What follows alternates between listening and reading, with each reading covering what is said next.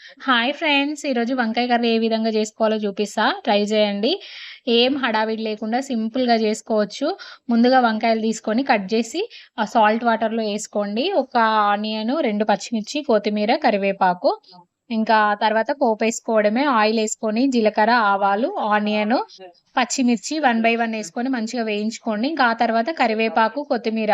నా దగ్గర కొత్తిమీర లేకుండే ఓన్లీ కరివేపాకేసుకున్నా. తర్వాత అల్లము, పసుపు ఏసుకొని మంచిగా వేగిన తర్వాత మనం నానబెట్టుకున్న వంకాయలున్నాయి గదా! సాల్ట్ వాటర్‌లో అవి వంకాయలేసుకొని ఇంకా ఫ్రై చేసుకోవడమే. సగం వరకు ఉడికినాయన్నప్పుడు ఒక 2 టమాటాలేయండి. ఒకవేళ టమాటాలు వద్దు అనుకుంటే స్కిప్ చేసేసేయండి.